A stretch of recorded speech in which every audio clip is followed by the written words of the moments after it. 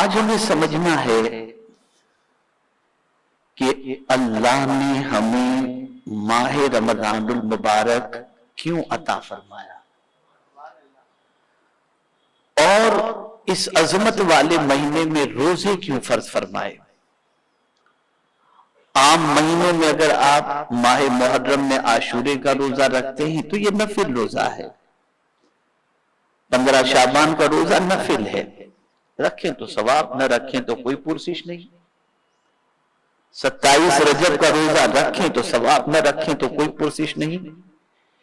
لیکن ماہ رمضان کے حوالے سے تو میرے کریم نے فرما دیا فَمَنْ شَهِدَ مِنْكُمُ الشَّهْرَ فَلْيَصُمْ، تم میں سے جو کوئی یہ مہینہ پائے اس میں روزہ رکھے، حکم دیا گیا۔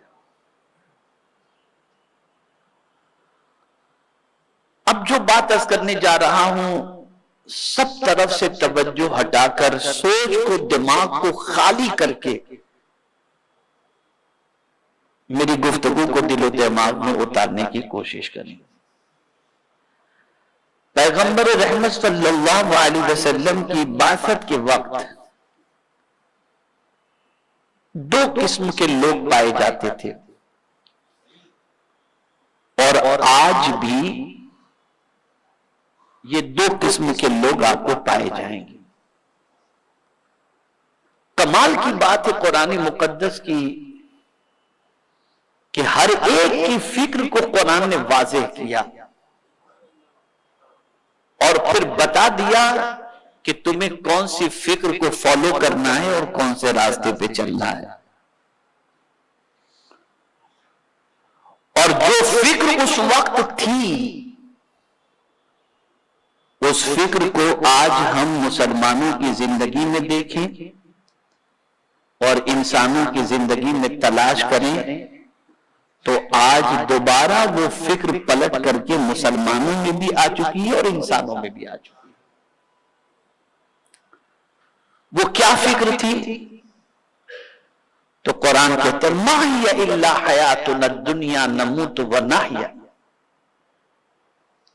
وَمَا يُهْلِكُنَا إِلَّا الدَّهْرُ وَمَا نَحْنُ بِمَبْعُوثِينَ۔ کیا فکر تھی اس زمانے کے اندر؟ تو قرآن کہتا ہے کہ اس وقت کفار کی سوچ جو سرکار صلی اللہ علیہ وسلم کی بعثت کے وقت تھی وہ یہ تھی کہ بس جو کچھ ہے یہ دنیاوی زندگی ہے۔ کیا سوچ تھی؟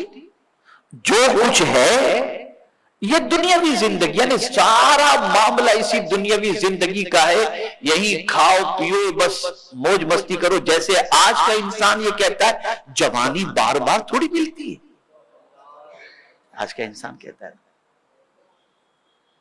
تو دنیا کی زندگی پر پورا فوکس،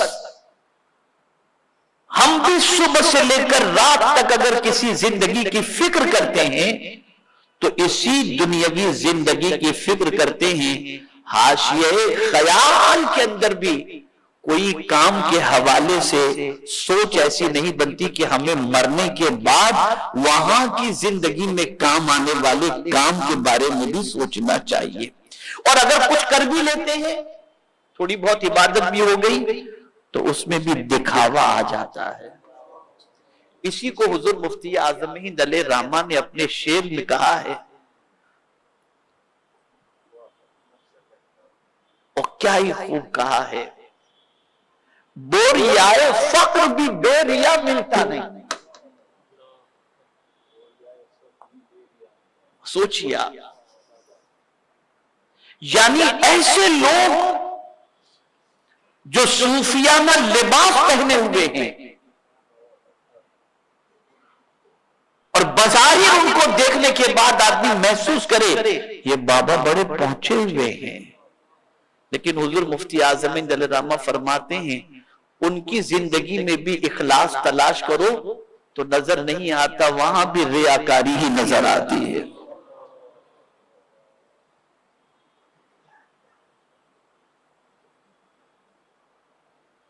تو یا تو ہم اس دنیاوی زندگی کو پرائیورٹی دے کر بیٹھے ہو، اتنی پرائیورٹی ہم نے دے دی کہ یہی کے لیے سب کچھ کر رہے ہیں،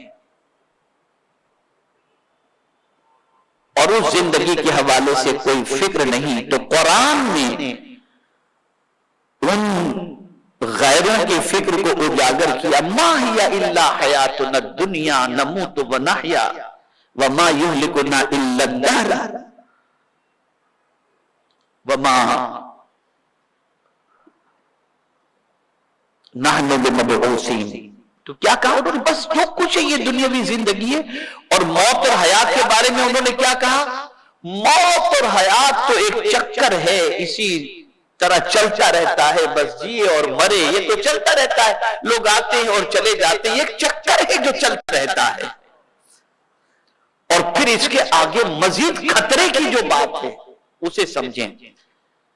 وما یہلکنا الا الدہر، ہمیں گردش زمانہ ہی ہلاک کرتا ہے. یعنی یہ ماحول ایسا بن جاتا ہے اور موت واقع ہو جاتی ہے. وہ یہ نہیں کہتے کہ قدرت ہلاک کر رہی ہے، بس یہ ماحول ہے، بس آئے ہیں، ٹائم پورا ہوا چلے گئے، بس یہاں تک کی بات. اب جو آگے قرآن کہہ رہا ہے وہ بہت زیادہ سمجھنے کی بات ہے. وما نحن بمبعوثین، اور ہم دوبارہ اٹھائے نہیں جائیں گے. یعنی جو کچھ کرنا ہے اسی دنیا کے لیے کرو، مرنے کے بعد دوبارہ اٹھائے جانے کی فکر اور جواب دینے کی فکر اسے ذہن سے نکال دو. سارا معاملہ اسی دنیا کا ہے اور اسی دنیا کی زندگی کے اندر تم اپنی لمحات کو گزارتے رہو، یہاں کے لیے سب کچھ کرتے رہو. یہ فکر حضور صلی اللہ علیہ وسلم کی بعثت کے موقع پر ایک قسم کے لوگوں کی تھی. اور مزید دوسری فکر کیا تھی اسی کے ساتھ؟ اب آگے سنیں، میں قرآن سے سمجھا رہا ہوں. ان کی فکر کیا تھی؟ ان کی فکر کا معاملہ یہ تھا کہ جب انہوں نے یہ دنیا کی زندگی کو سب کچھ سمجھ لیا تو کوئی اخلاقی ضابطہ نہیں تھا ان کے پاس. یہ کیریکٹر کو درست کرنا، نگاہوں کو نیچی رکھنا، برائیوں سے بچنا، بد کرداری سے بچنا، غریبوں کا خیال کرنا، مصیبت زدوں کا خیال کرنا، سیدھے راستے پر چلنا، یہ کوئی فکر نہیں. بس کیا فکر ہے؟ کھاؤ پیو موج کرو، یہ فکر.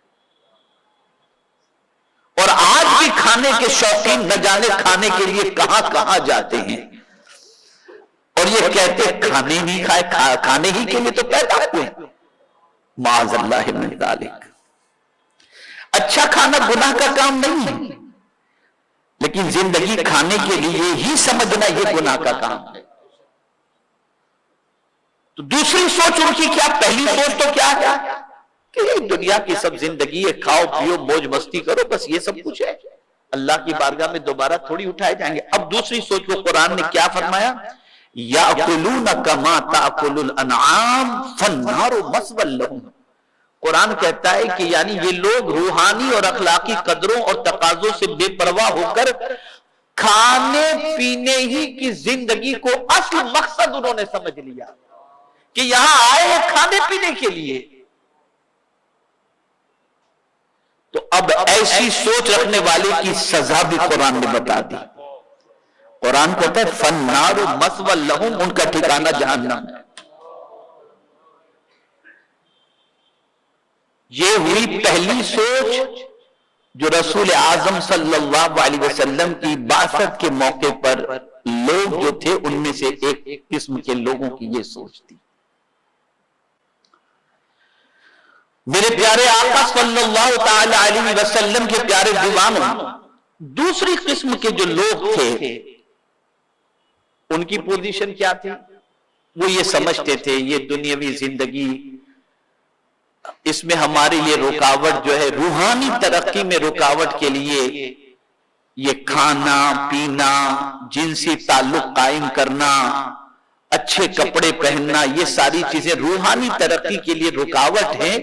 اس لیے اب کوشش یہ کی جائے کہ سب کچھ چھوڑ کر پہاڑوں کے اندر چلا جایا جائے،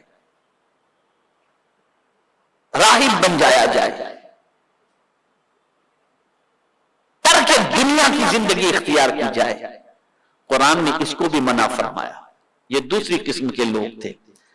اب جب اس قسم کے لوگ تھے کہ کچھ تو اسی دنیا کو سب کچھ سمجھتے تھے کچھ لوگ کھانے پینے کو زندگی کا مقصد سمجھتے تھے، کچھ لوگ ترک دنیا اختیار کر کے رہبانیت کی زندگی کو پسند کر رہے تھے، تو قرآن نے ایسا نظام عطا فرمایا جس نظام کے اندر اعتدال، درمیانی روش پروردگار نے ظاہر فرمایا۔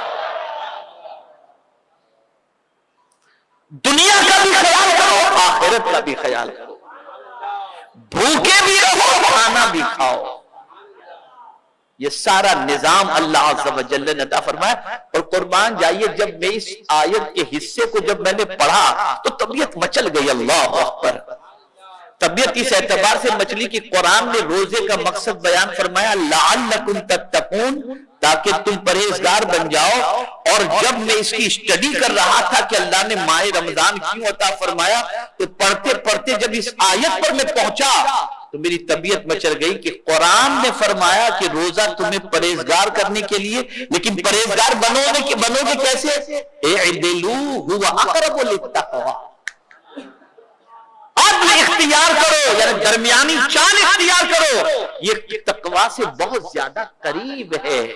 یعنی سب کچھ چھوڑ دو یہ بھی نہیں، اور سب کچھ اختیار کر لو یہ بھی نہیں، بلکہ درمیانی چال چلو، یہ تقوی سے بہت زیادہ قریب ہے۔ اب میرے پیارے آقا صلی اللہ تعالی علیہ وسلم کے پیارے دیوانوں،